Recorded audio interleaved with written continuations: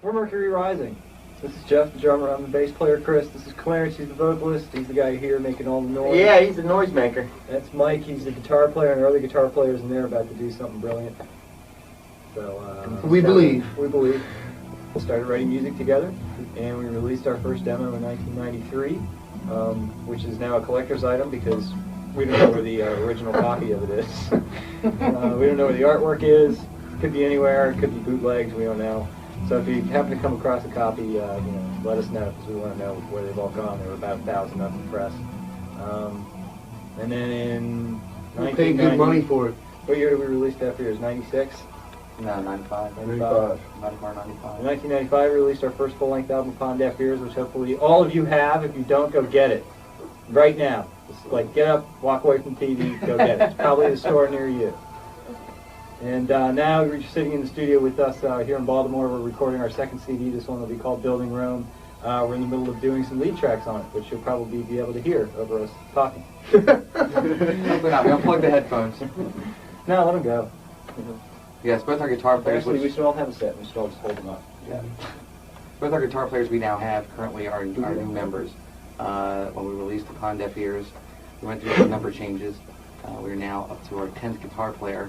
Right now we feel that we do have the stellar lineup, the solid foundation for us to go out and play some live shows and hopefully tour in the summer of '98. What's the concept of the title Building Rome? It's a little heavier CD than the last one. I think it's got some heavier riffs in it. At the same time, it's got some better melodies too. We've had to write this out a little bit faster than we did the first one. We were pressured for time a little bit. It seemed to help us forge a little bit better song base in some of the songs, I think. Chris? Well, there's some of the songs were written immediately after we came out of the studio on the first record, and they've been kind of in a box while we were writing the new stuff, and we just got the other stuff out and started working it, and it sounds really good on tape, and we hope you guys all like it when it comes out. We did try to be a little bit heavier with this record, a little bit more mature, a little bit more grown up. Definitely hear it in the singing, definitely hear it in the guitar playing. So just to answer that question when it comes across, is there any evolution involved? Yes, there absolutely is, and you guys will hear it soon. With any member changes, you'll have that, and I think it's pretty evident that it's still Mercury Rising through and through. There's definitely maturity that's occurred with the band. That's one of the main reasons why it's taken us so long to release a second album, is because of the member changes. You get in, you're trying to find not a hired gun, but a person who's going to grow with the band, become brethren, so to speak, and that's what we're looking for. We thought we had the guy. Next thing you know, something happens with him. We part ways, get another guy in, and as a matter of fact, our newest member, Judd Rizzo, is in there cutting some tracks right now. He's been in the band for officially a month, and we've basically been working night and day. We're under serious time constraints to get this out in the time period that we want to. So these bags here, a lot of work involved in that. So we hope you guys like it. When I first joined the band, it was about 6 months after Jeffrey did, and he and I got together one day. It was really funny because it was like, they keep wanting me to sing higher. Well, they keep wanting me to play the double bass a little faster. So we started from that, just a typical Judas Priest speed metal stuff, which is, I love that stuff, but we moved more into the prog metal phase, and to me, that's my Bite-sized prog metal. Yes. Yes. Bite-sized. Yes. Bite-sized. I love that stuff. That's my favorite. So. As much as we can chew at one time. Mm-hmm. Don't give them too much. Yes, indeed. So. It's American Edge. It's modern sounding. So. Yes. A little bit of everything. How is songwriting usually done in Mercury Rising? Is it a group effort? Does somebody come in with how do you guys usually how do you usually put your songs together? Usually it's a riff. One of the guitar players are bringing a riff, and we just bounce it off each other. One guy starts doing something, and then another guy starts doing something, and it changes a little bit, and then a third guy will come in and do something, and then it'll change a little bit more, and then we'll just start. Maybe we have some pieces of music lying around that we worked on 2 weeks ago. Maybe we'll try and put those all together. And but basically, just take it home for a while, yeah. Listen to it, come back to the next practice, and go, well, this needs to be this way, and that needs to be that. Yeah. So there's not one major songwriter in the band; it's a full group effort. No, yeah. With the exception of lyrics right now, I mean, these are the two lyrical gods here. They make me the man that I am.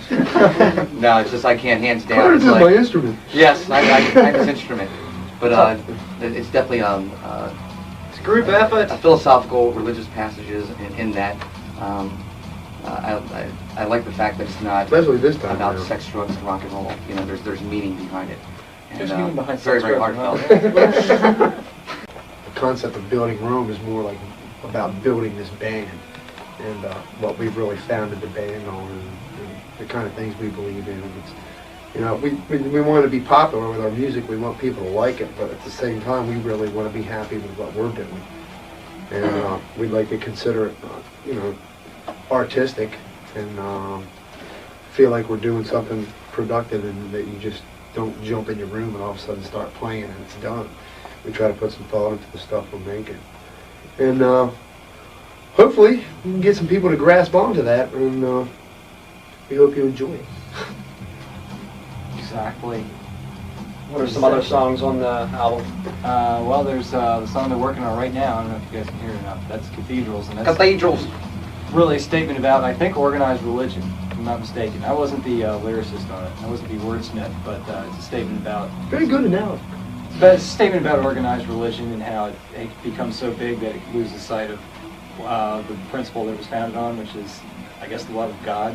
I'm not particularly religious, and nobody in the band really is, but it's more of a jab at organized religion and stuff like that.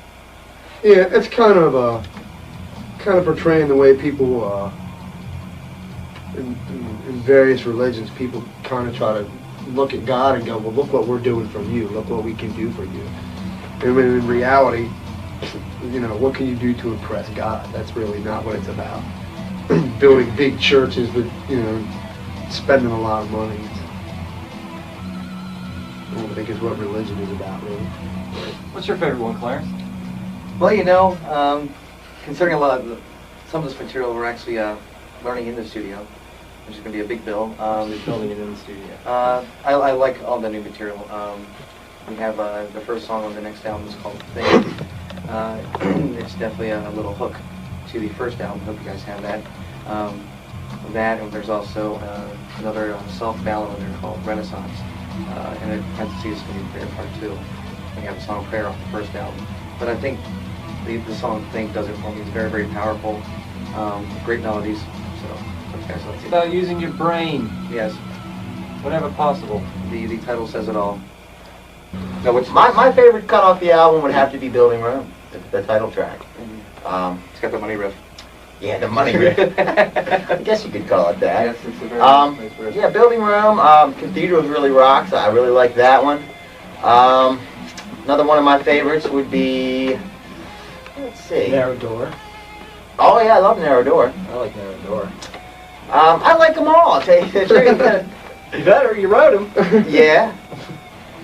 Yeah, I like all the cuts. Riffman. There's a few of them that I have a little more, I'm a little more partial to, but as a whole, I think the whole album's great. I'm much more proud of this one than I was the last one, and I was really proud of the last one. That's probably true all the way around. We're pretty happy to be back cutting another record. That's the main thing, is to keep doing this. So. Yes. And coming back to John Grant also, Secret Sound Studios. We like to keep John that Grant's secret amazing. because he's amazing. He knows exactly what we want. You come in here, it's just cut and dry, to the point, very patient. Which Gets is the good. best out of you. Yes, indeed. He works me like a rib. Sorry.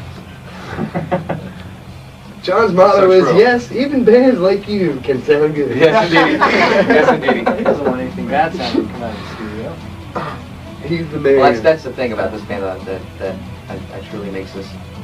What I like about this band is that singularly we're not great musicians, but as a unit, I think we write great music, and that pretty much sums it up for us. So, as long as we can do what we're doing, what we like to do, and people love to hear that, which we hope you do, that's the bottom line for us. You know, I hope I quit my day job. Send money. You Send mentioned money. earlier this Plane one, you tickets. see progressing from Upon Deaf Ears a little bit, or Yeah, I think Where Fear Ends was probably the most up-to-date song on Upon Deaf Ears, and we Not the last basically- song written. No. No. But we basically went from that point there and grew from that. Yeah, the Building Rome is much more along the lines of Where Fear Ends. than the other songs on Upon Deaf Ears. Yes, yes. Although it's The again, shredding it's is a still little there, heavy. though. I mean, the shredding is all still there. Oh, yes. We didn't go completely right. Everything is. You'll see. I think the album's a lot more mature than the previous album, and it all starts with Clarence here. It's a different style to a certain extent. Like these guys said, it kind of keeps that Where Fear Ends style to it. It's very textured. We have another new Judd! Mike, you're in the hot seat. Judd, Here's the new guy. Is the camera rolling? Mike, it's your turn to solo. Okay. I just So, burned the fretboard up. Yeah, that sounds. Oh, is the camera? smoking the PA. Yeah, we were listening. It was really good. Thanks. Everybody, Judd Rizzo, Hi. guitar player. Newest member of the band. We were talking to Mike earlier about Judd, meet German. favorite songs. Favorite songs off of the 71 album. I don't like any of them. I hate the material. No, I like the material a lot. Actually, I'm very pleased that I finally have some other guys who are interested in writing some well thought out, multi-textured stuff. It's Yes. a really nice mix between a lot of the heavier stuff that's going on, and still with a lot of there's a lot of passion to it, a lot of thought behind it, and pretty melodies and stuff like that, as well as a lot of the heavy, chunky stuff that I like too. Yes. A little bit of everything. Textures is a good key word for us because I think with some bands that have two guitar players, with us we have two guitar players, but they choose to do different things. And Rarely do the same thing. yes, Which yes. is nice. It's very important. Yes, yes. I think there's so much more you can accomplish and make a song be this big, becomes this big. So, The CD's worth the money.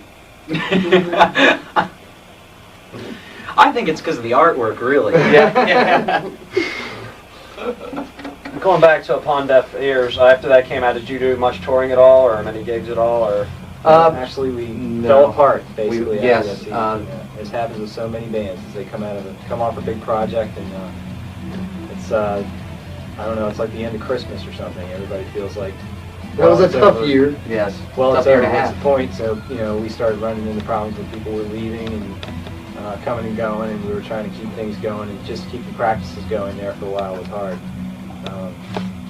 So basically, we all just kind of went our separate ways for a while and stepped back from it and took a breath and decided whether it was worth continuing on with, and we decided it was. So So then Noise picked us up.